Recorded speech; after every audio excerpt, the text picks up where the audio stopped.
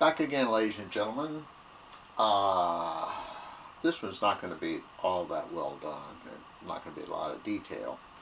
But this is Bathrobe Chronicles number 34, and we're going to talk about homeopathic medicines. Anyway, a long time ago, if someone had said to me, what's homeopathic mean? What I would have assumed is, not that I knew anything about it, is that these are like these cures, so to speak, that our grandmas received from our great-grandmas, who received from their great-great-grandmas.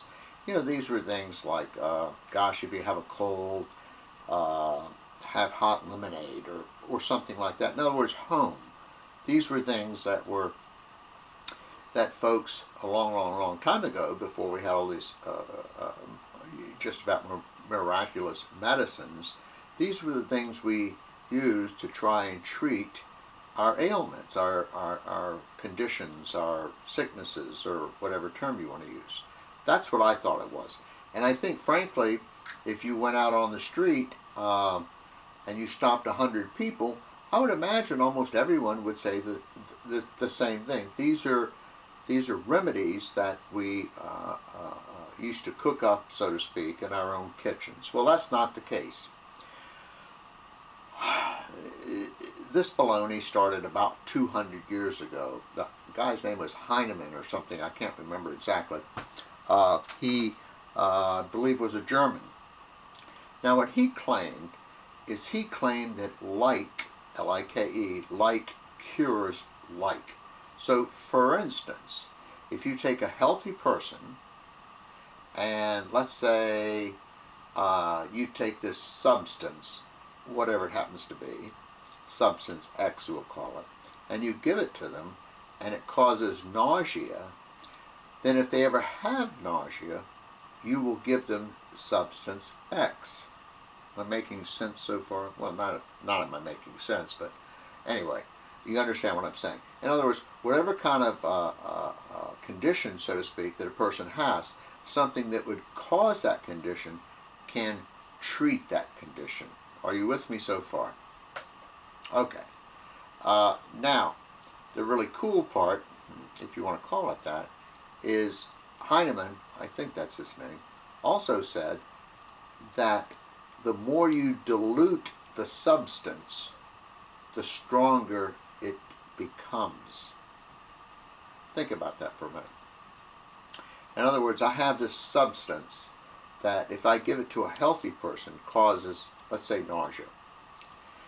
And then if this person gets nausea, then what I'm going to do is treat the nausea with this, whatever that substance was, substance X, let's say. And I'm going to treat the nausea with substance X. Now, if I want to make it really strong, I'm going to keep diluting it. Are you with me? Okay. Anyway, they dilute it to the point that the substance that's in there is no longer there. In other words, like if you go to the world's greatest microscope, you know, one of these really magic photons something or others, and you put this substance under there and look at it on a slide, it's not there. There's not even a molecule of whatever this substance was. It's gone. And if you actually looked at the math numbers of the dilution, I mean, people are saying that, gosh, it's diluted more than if you put a drop in an Olympic-sized swimming pool. In fact, some of the dilutions, I think they say, it's diluted more than if you put a drop in the friggin' ocean or something. In other words, there's nothing left of it. Now, if you talk to a homeopathic physician, to use that word, for lack of a better word, they'll tell you that it has a memory. Yeah. In other words, the water that it's diluted with remembers the original substance. Folks, it's all baloney. It doesn't work. period. To begin with, doctors say that the whole thing is absurd, that what causes symptoms cannot be cured by using that when a person has symptoms. I mean, in other words, that makes no medical sense, to use that word. And secondarily, by diluting it to the point where the substance is no longer there, I mean, on its face, it's pathetic. But here's the problem. The problem, of course, we have that junk over here in the United States, but in England, I don't know how many hospitals they have. I know they have at least one homeopathic hospital. Yes, you go to this hospital, and the only thing they're going to do for you is they aren't going to use medicine. They aren't going to use like surgery. They aren't going to use like drugs or something.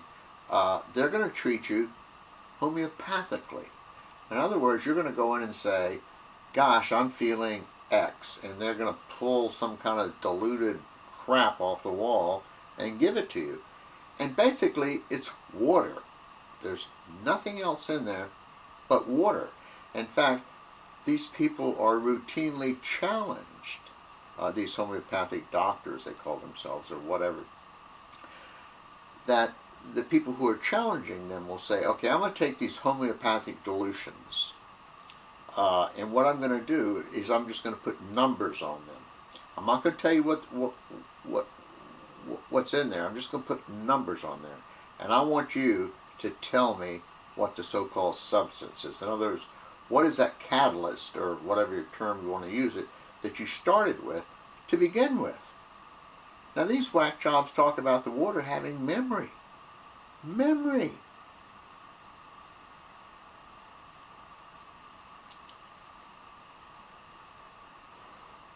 I was in Walgreens a few days ago. I wandered around waiting for a prescription. And yes, they have some homeopathic stuff in there. And I went to the pharmacist and I said, look, let me ask you a question. You have this homeopathic crap. I said, there's nothing in there. There's nothing. It's inert. It's water or sugar pills. Why are you selling it? You know what the pharmacist said? People want it. Folks, look at me. If you're using this stuff, I mean, come on. It doesn't work. James Randi, sort of a hero of mine. He's the fellow who started the James Randi Foundation. What he does routinely is when he is going to give a talk about homeopathic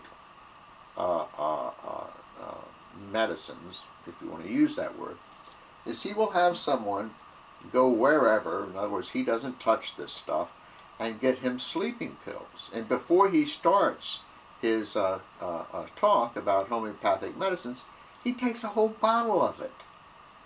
He's not going to sleep. It's water. It's sugar pills. Folks, get a grip. If you're one of those ones out there who's using this stuff, what in the hell is wrong with you? Knock it off, folks. You're pissing away your money. And as Pat Condell would say, peace.